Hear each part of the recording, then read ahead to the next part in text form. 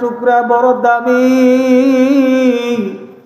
বড় মহামূল্যবান ওই হীরার টুকরা যখন নিয়ে আসলো, উজির নাজিরদেরকে হুকুম করলো, উজির নাজিরের দলেরা, তোমরা আমার হুকুম এই হীরার টুকরা আসার দিয়া ভেঙে ফেলো, টুকরা টুকরা করিয়া দাও। যখন উজিরের কাছে দেয়, উজির ডাক দিয়ে বলে, না, আমি এই দামি হীরার টুকরা ভাঙতে পারবো না।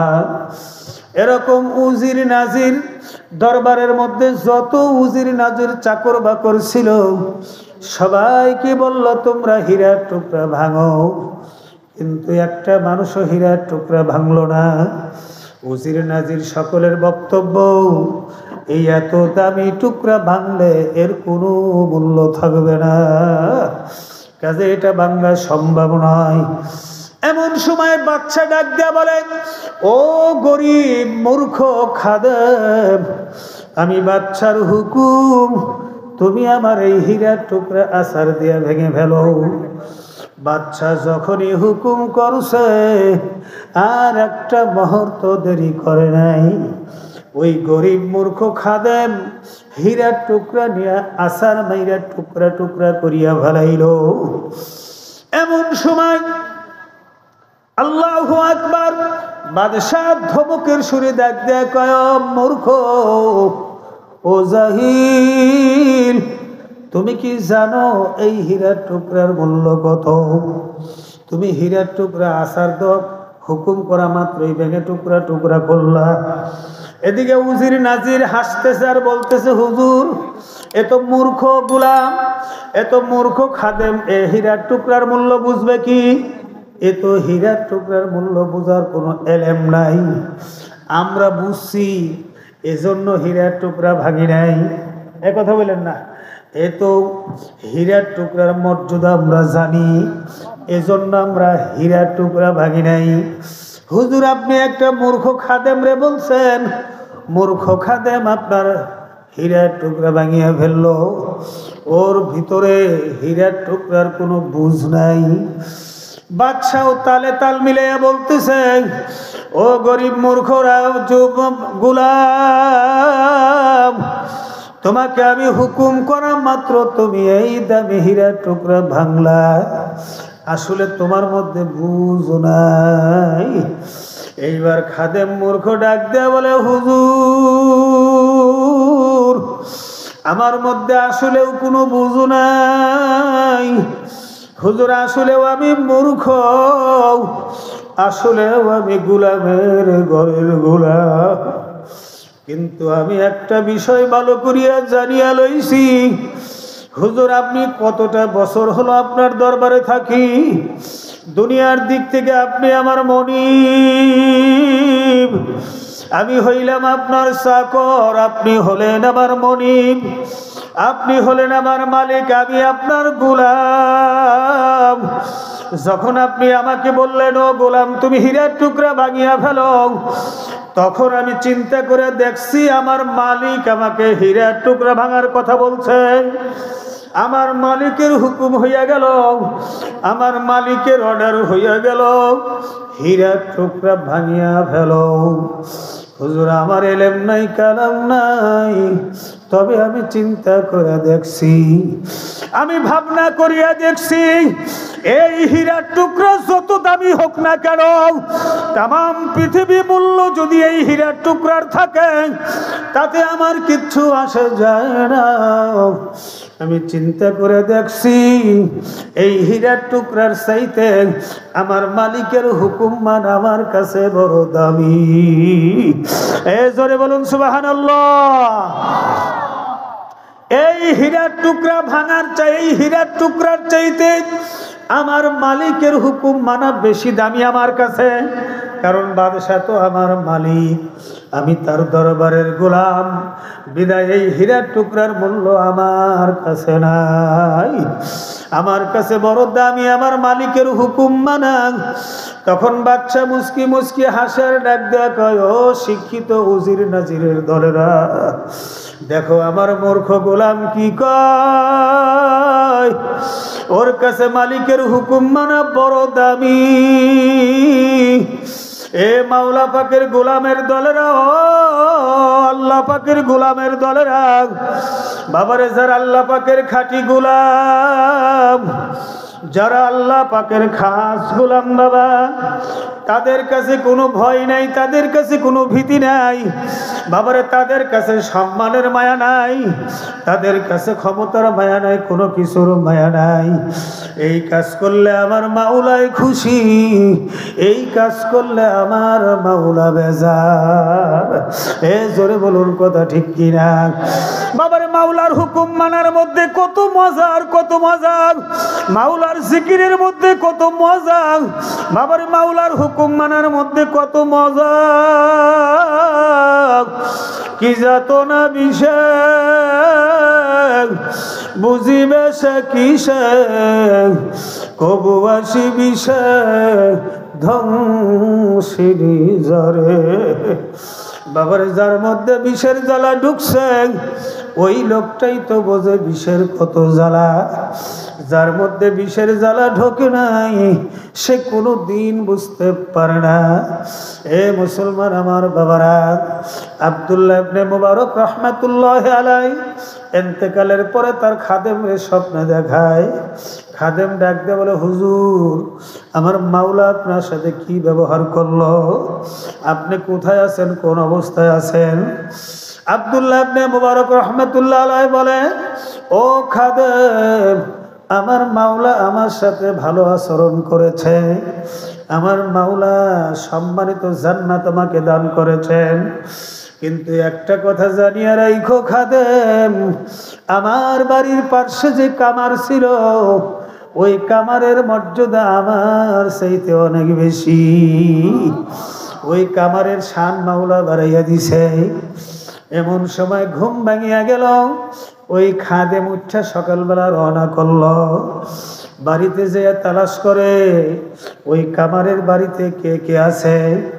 কামারের বাড়িতে যাবার পরে সালাম দেওয়ার পরে কথা বিনিময় হচ্ছে।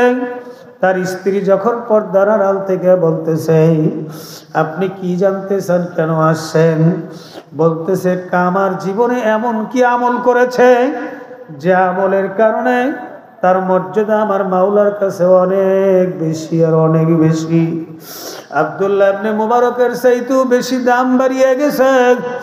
তখন তার স্ত্রী ডাক দেয়া বলে, হুজুর আমার স্বামী কামারের কাজ করত, সারাদিন হাতুড়ি দিয়ে লোহা পিটাইত, আমার স্বামীর জীবনে কষ্টের কোনো শেষ ছিল না। আমার স্বামীর জীবনে এমন ভালো কি আমল ছিল তাও আমার সঠিকভাবে জানা নাই, তবে দুইটা আমলের কথা আমি বলতে পারি, জানি না এই আমলের কারণে আমার মাওলাই তারে মাফ করলো কিনা। ডাক দিয়ে বলে, কি আমল? বলতেছে, শোনো, আমল দুইটা হচ্ছে, আমার স্বামী কামারের কাজ করত, হাতুড়ি দিয়ে লোহা পিটাইত, হাতুর দিয়ে যখন লোহার মধ্যে বাড়ি মারবে, বাড়ি মারার পরে যখন হাতুড়িটা উপরে উঠাইতো, এমন সময় মাইকে আওয়াজ আসতো, আল্লাহু আকবার, আল্লাহু আকবার, আশহাদু আল্লা ইলাহা ইল্লাল্লাহ। যখন মালিকের ডাক সেখানে হাজির হইয়া যাইত, মাওলা পাকের ডাকের আওয়াজ যখন তার কানে আসতো, হাইয়া আলাস সালাহ, হাইয়া আলাল ফালাহ, এই আজানের আওয়াজ যখন তার কানে আসতো, আল্লাহর বান্দা হাতুড়িয়ার সামনে ফালায় নাই, আস্তে করে পিছনের দিকে ছাইরে দিছে, আর বলছে, আমার মালিকের হুকুম, আমার মালিকের হুকুম মানে আমার কাছে বড় জরুরি, আমি হাতুড়িয়ার সামনে ফালাবো না, আমার মাওলার কাজের ব্যাঘাত আমি ঘটাইতে পারবো না, আমি আমার দুনিয়ার কাজের চাইতে আখিরাতের কাজকে আমি প্রাধান্য দিলাম। জোরে বলুন সুবহানাল্লাহ। আর গভীর রজনীতে যখন তাহাজ্জুদের রক্ত আসে যাইত, আমার স্বামী তাহাজ্জুদের রক্তে বালিশের উপরে মাথা রাইখা একবার এই কাতে একবার ওই কেইতে, আর হায় হুতাশ আর প্রেশানি, আর আফসুস করতো, চোখের পানি ফেলতো, আর বলতো মালিক আব্দুল্লাহ ইবনে মুবারক এত সুন্দরভাবে জায়নামাজ বিছাইয়া তোমার সামনে দাঁড়াইয়া গেল, তোমার ইবাদত করে, তোমার জিকির করে, তাহাজ্জুদের রক্তে তোমার জমিনে কপালটা ঠেকাইয়া দেয়, তোমার কুদরতি কদমে কপালটা ঠেকাইয়া দেয়। ও মালিক, আব্দুল্লাহ ইবনে মুবারকের জীবনটা কত ধন্য। আজকে এই সময় তামাম দুনিয়ার মানুষ ঘুমায়, আর আব্দুল্লাহ ইবনে মুবারক রাহমাতুল্লাহ আলাইহি জায়নামাজ বিছাইয়া মালিকের ডাকে সাড়া দেয়। আল্লাহর বান্দা এরকম প্রেশান হইয়া যাইতো, অস্থির হইয়া যাইতো, চোখের পানি ফালায়া ফালায়া কাঁদতো, আর ডাক দেয়া বলতো মালিক আমার মন চায় আমিও তোমার দরবারে দাঁড়াইয়া যাই, কিন্তু আমাকে সারাটা দিন লোহা পিটাইতে পিটাইতে পিটাইতে আমার হাত পা গুলো ব্যথা হইয়া যায়, আমার শরীরটা ব্যথা হইয়া যায়, আমি যেই ব্যথার কারণে উঠতেও পারি না, আমার মালিকের সামনেও দাঁড়াইতে পারি না। আমার স্বামীকে তাহাজ্জুদের রক্তে দেখছি দুই চোখের পানি ফেলাইয়া ভুবাইয়া ভুবাইয়া কান্ত। এ দুনিয়াদের আমার বাবারা, বাবারে ভালো করে বোঝার চেষ্টা করেন বাবা। মুহাক্কিক উলামায়ে কেরাম আজকে এখানে আসছেন, বাবারে কোরআন ও হাদিস থেকে আলোচনা করবে, নসিহত করবে। বাবারা আজকে আমরা দুনিয়ার মহব্বতে পড়িয়া বাবারে দুনিয়ার পাগল হইলাম, দুনিয়ার সময় কাটাইলাম, দুনিয়া পাওয়ার জন্য এত ব্যস্ত। কিন্তু বাবারে কত মুহাক্কিক উলামায়ে কেরাম বুজুর্গানে দিন, বাবারে তাদের আরাম নাই, আয়াস নাই, শুধু তাদের কোরআন ও হাদিসের উপর মেহনত আর মেহনত। বাবারে তাদের দিলের মধ্যে একটাই ব্যথা, আল্লাহ বলা মানুষগুলো কিভাবে আল্লাহমুখী হইয়া যায়, কোরআন ভোলা মানুষগুলো কিভাবে কোরআনমুখী হইয়া যায়, মদিনা ভোলা মানুষগুলো কিভাবে মদিনামুখী হইয়া যায়। বাবারা আলেমদের চোখে পানি, ওলামায়ে কেরামদের দিলের মধ্যে ব্যথা। আল্লাহ পাক আমাদেরকে দ্বীনের দায়ী বানাইছে। আমরা যদি সাধারণ মানুষের কাছে দ্বীনের দাওয়াত যদি পৌঁছাইতে না পারি, আল্লাহর কালামের আওয়াজ যদি তাদেরকে পৌঁছাইতে না পারি, তাহলে হাসরের ময়দানে তারা তো আমাদের বিরুদ্ধে মামলা দায়ের করবে। এই ভয়ে ভয়ে ঘুম নাই, খাওয়া নাই, দাওয়া নাই, চিন্তায় অস্থির। বাবারে এত নির্যাতন, এত হামলা, এত মামলা, এরপরেও কিন্তু বাবা আলেমদের মেহনত কিন্তু বন্ধ নাই। এ জোরে বলুন কথা ঠিক কিনা? বাবার এই বাংলাদেশে কত আলেমের, আল্লাহু আকবার, আল্লাহু আকবার, কত আলেমেরা জেলখানার মধ্যে গেল, বাবারে কত কষ্ট করলো, বাবারে কত তারা নির্যাতিত, কত কারা নির্যাতিত ওলামায়ে কেরাম। বাবারে দুই চোখের পানি ফালাইয়া, মনে অন্তরে ব্যথা নিয়া আল্লাহর কত মাহবুব বন্দরা কবরে চলিয়া গেল। বাবারে তাদের একটাই ফিকির ছিল, আল্লাহ বলা মানুষগুলো কেমনি করে আমার মাওলারে পাবে। বাবারে মাওলারে পাওয়ার জন্যই কিন্তু আজকে হাট হাজারি মাদ্রাসা, বাবা মাওলায়ে কারিমের মহব্বত হাসিলের জন্যই কিন্তু আজকে দেওবন্দ মাদ্রাসা। বাবারে মাওলা পাকের মহব্বত হাসিলের জন্যই লক্ষ লক্ষ মাদ্রাসা, লক্ষ লক্ষ মসজিদ। বাবারে মাওলা পাকের মহব্বত হাসিলের জন্যই কোটি কোটি উলামায়ে কেরামদের মেহনত আর কষ্ট। বাবারে রাতকে রাত মনে করে না, দিনকে দিন মনে করে না, কত কষ্টের সাথে, কত মেহনতের সাথে তারা দৌড়ায়। আরে একমাত্র মাওলার মহব্বত হাসিলের জন্য, মাওলাকে পাওয়ার জন্য। মাওলার সন্তুষ্টির জন্য তাদের এত মেহনত। কাজেই বাবারে ওই মাওলায়ে কারীম আল্লাহু আকবার কালামে পাকের মধ্যে ঘোষণা করেন, ইয়া আইয়ুহাল্লাযীনা আমানুত্তাকুল্লাহ, এই ইমানদার বিশ্বাসী বান্দা বান্দীরা, তোমরা আমি মাওলাকে ভয় করো, ভয় করো। ওয়াল তানজুর নাফসুম মা কদ্দামাত লিগাদ, এ তোমরা আখিরাতের জন্য কি সম্বল গুছাইছ, ওই কবরের জন্য কি সম্বল গুছাইলা, হাসর মিজান পুলসিরাতের জন্য কি সম্বল গুছাইলা। বাবারে মউত বড় কঠিন, কবর বড় কঠিন, বাবারে হাসরের ময়দান বড় কঠিন, মিজান পুলসিরাত বড়ই কঠিন রে বাবা।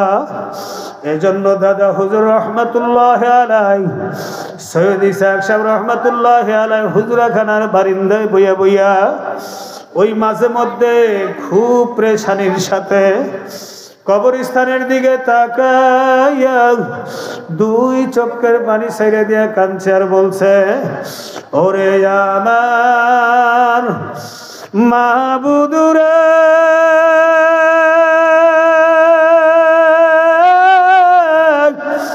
ওরে আমার মাসুক রে, তুমি যদি আমাকে মাফ নাহি করো, ওই অন্ধকার কবরে একা কেমনি থাকব রে। এ কবর পথের যাত্রীরা, এ গুনাহগারের দলেরা, বাবারে যারা কবরে যাবার তার দিলটাকে নরম করো। বাবারে আমরা যারা কবর পথের যাত্রী, আমরা যারা গুনাহ করিয়া বইছি, বাবারে আমাদের অন্তরকে অবশ্যই নরম করা লাগবে, আমাদেরকে খাস দিলে তওবা করা লাগবে, মালিকের কাছে মাপ চাওয়া লাগবে। আলেমদের সাথে দুই হাত বাড়াইয়া চোখের পানি সারিয়ে দিয়ে মাওলার দরবারে কান্না করা লাগবে। জোরে বলুন কথা ঠিক কিনা? বাবারে আজকে আমরা কবরের মুরাকাবা করলাম না, আজকে আমরা পুলসিরাতের মুরাকাবা করলাম না, আজকে আমরা মিজানের মুরাকাবা করলাম না। ও দুনিয়াদার আমার বাবারা, কবরের মুরাকাবা কি জীবনে করিয়া দেখছ? আমরা কবরস্থানে মানুষের দাফন করতে যাই কত গল্প করি, কত কথা বলি। বাবারে একটা মুসলমানও কবরের পাশে যাইয়া ওই নতুন কবরের দিকে তাকাইয়া যদি একটু মুরাকাবা করিয়া দেখত, আজকে এই কবরে আমার চাচারে রাখতেছি, এই কবরে আমার বড় ভাইরে রাখতেছি, হতে পারে 5 মিনিট পরে এই কবরের বাসিন্দা আমি। এ জোরে বলুন কথা ঠিক কিনা? এ মুসলমান আমার বাবারা, কাফনের কাপড় যখন আমার ভাইয়ের গায়ের মধ্যে পেছাই, কাফনের কাপড় যখন আমার বাবার শরীরের মধ্যে পরাই, একটু চিন্তাও করি না, না জানি মনে হয় 5 মিনিট পরে এই কাফনের কাপড় আমার শরীরে পেইছে যাবে। এ দুনিয়াদের আমার বাবারা, খেয়ালে আউলিয়া বে খেয়ালে দেউলিয়া, বাবারে খেয়াল করে কাফনের কাপড় কাটো, খেয়ালের সাথে তুমি বাসবে ভাঁজ কাটতে থাকো, খেয়ালের সাথে তুমি কবরের মাটি খুঁড়তে থাকো, খেয়ালের সাথে তুমি জানাজা আদায় করতে থাকো, খেয়ালের সাথে তুমি কবরের পাশে দাঁড়ায় যাও, খেয়ালের সাথে তুমি কবরের মাটি দাও। মিনহা খলাকনাকুম ওয়া ফিহা নুঈদুকুম ওয়া মিনহা নুখরিজুকুম তারাতান উখরা। মা আয়েশা সিদ্দিকা রাদিয়াল্লাহু তাআলা আনহা ডাক দিয়া বলেন, ইয়া রাসূলুল্লাহ, ইয়া হাবিবাল্লাহ হুজুর, আরে মানুষ কখন কখন মানুষকে ভুইলা যাবে? আল্লাহ রসুল ডাক দিয়া বলেন, মানুষ মানুষকে ভুইলা যাবে, আপনজন আপনজনকে ভুইলা যাবে। তার মধ্যে সবচেয়ে বড় কঠিন সময় হলো মিজানের সময়। বন্দাদের যখন নেকি বদি মিজানের পাল্লায় ওজন শুরু হইয়া যাবে, মানুষ সেই দিন আপনজনকে ভুইলা যাবে। তখন তাদের মধ্যে একটাই প্রেশান, তাদের মধ্যে একটাই অস্থিরতা, না জানি আজকে গুনার পাল্লা ভারী হইয়া যায়, না জানি আজকে নেকের পাল্লা হালকা হয়ে যায়, না জানি আজকে গুনার পাল্লা ভারী হইয়া যায়, না জানি আজকে নেকের পাল্লা ভারী হালকা হইয়া গুনার পাল্লা ভারী হইয়া আমল নামাটা ডান হাতে না এসে বোধ হয় বাম হাতে হাজির হইয়া যায়। ও আয়েশা, মিজানের পাল্লায় যখন নেকি বদি ওজন হইবে, ওই দিন সব আপনজন রে ভুলিয়া যাবে। কাদেই বাবারে কি নিয়ে মাওলার কবরে যাবাগ? ও সাদা চুলওয়ালার দলেরা, ও সাদা দাড়িওয়ালার দলেরা, ও আমার বুড়া বাবারা, অশিক্ষিত আমার বাবারা, ও আমার জোয়ান বাবারা, আমার ছাত্র বাবারা, মৌতের জন্য প্রস্তুত হও। যেই মৌত কিন্তু কোনো খবরও দেবে না, কোনো মেসেজ দেবে না, কোনো সংবাদ দেবে না, কোনো বাবারে কোনো সংবাদ পৌঁছাবে না। যেই মৌতের কাছে কোনো শিক্ষিত নাই, অশিক্ষিত নাই, জোয়ান নাই, বুড়া নাই, ক্ষমতা নাই, অক্ষমতা নাই, মালিকের হুকুম যখন হইয়া যাইবে, 1 সেকেন্ড সুযোগ দেওয়া হবে না। লা ইলাহা ইল্লাল্লাহ, লা ইলাহা ইল্লাল্লাহ, লা ইলাহা ইল্লাল্লাহ মুহাম্মাদুর রাসূলুল্লাহ সাল্লাল্লাহু আলাইহি ওয়াসাল্লাম। দোয়া চাই, দোয়া করি। ওয়া মা আলাইনা ইল্লাল বালাগ। আসসালামু আলাইকুম ওয়া রাহমাতুল্লাহ।